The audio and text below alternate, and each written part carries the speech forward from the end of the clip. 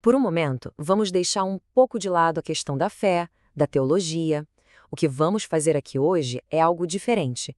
Vamos analisar a história da Arca de Noé como, bem, como o que ela também é. Um dos mais impressionantes estudos de caso de engenharia e logística de sobrevivência que a gente pode imaginar.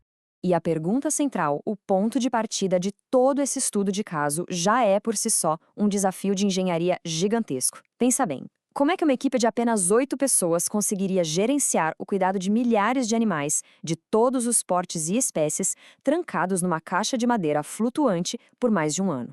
E não foi uma viagem qualquer. Foram 370 dias. 370 dias, imagina só, um ambiente totalmente selado, sem eletricidade, sem luz do sol direta e balançando o tempo todo.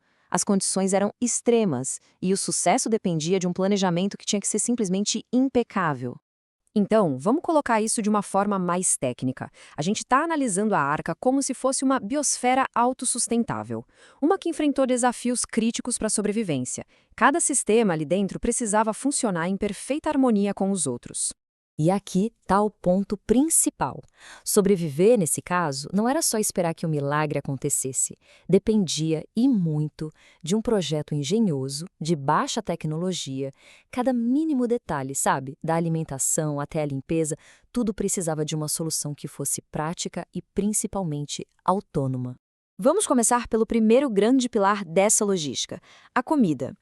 Como garantir que todo mundo a bordo, de um elefante a um ratinho, tivesse comida suficiente para um ano inteiro? Esse era o primeiro problemão. O desafio do armazenamento era complexo. Estamos falando de toneladas e mais toneladas de grãos, feno, sementes. E detalhe, sem refrigeração. O risco de mofo, de tudo aquilo estragar, era letal. E talvez o mais importante, com apenas 8 pessoas, a distribuição diária de comida, na mão, seria fisicamente impossível. E qual foi a solução de arquitetura para isso?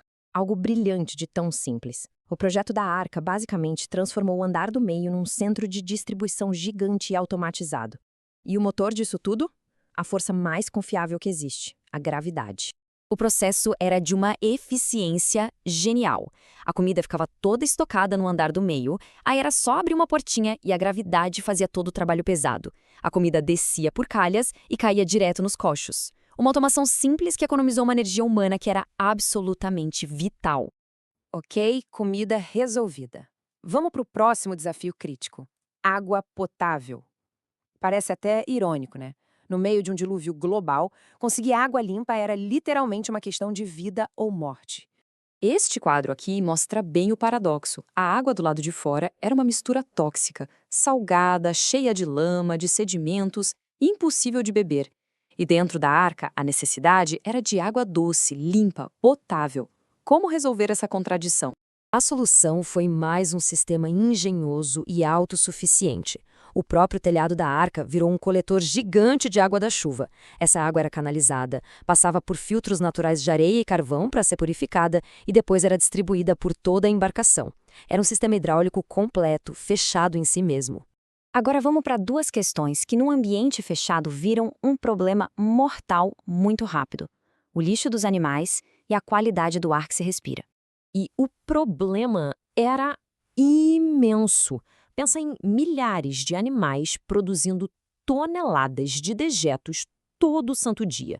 Sem um sistema de limpeza eficiente, a arca viraria um poço de doenças e gases tóxicos em questão de dias. E, de novo, a solução não estava no trabalho manual, mas na física. A ideia dos pisos com frestas, como se fossem decks, aproveitava o balanço constante do mar.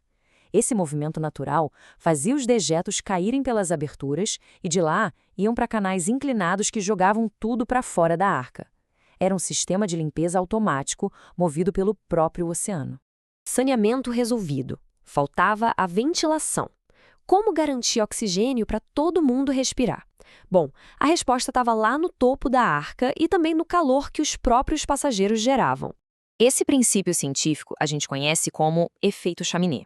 Uma única abertura no topo da arca, chamada de tsoar, permitia que o ar quente e já usado, que era gerado pelo calor dos corpos dos animais, subisse e saísse. Isso criava uma diferença de pressão que, por sua vez, puxava o ar fresco para dentro, lá nos níveis inferiores. Era um sistema de circulação de ar constante e vital. Quando a gente junta todas essas peças, o que se vê não é só um monte de soluções soltas. É um sistema holístico, uma verdadeira obra-prima de engenharia de sobrevivência. Então, resumindo as grandes inovações, uma cadeia de suprimentos por gravidade, um sistema hidráulico autônomo, um saneamento passivo, ventilação natural e até o uso da escuridão para manter os animais mais calmos, mais letárgicos, o que reduziu o consumo de recursos. Um sistema apoiava o outro, entende? E isso nos leva à tese central de toda essa análise. Para cada desafio que parecia impossível, existia uma solução elegante, funcional e, o mais importante, de baixa tecnologia. A Arca, quando a gente olha por essa lente, se mostra uma obra-prima de design prático e de resolução de problemas. O que nos leva àquela reflexão final. Ao analisar toda essa mecânica, toda essa logística da Arca, o que realmente aparece? Um feito de engenharia pura? Uma demonstração de fé inabalável? Ou será que é uma combinação inseparável das duas coisas? Bom, a resposta final, como quase sempre, fica para a reflexão de cada um.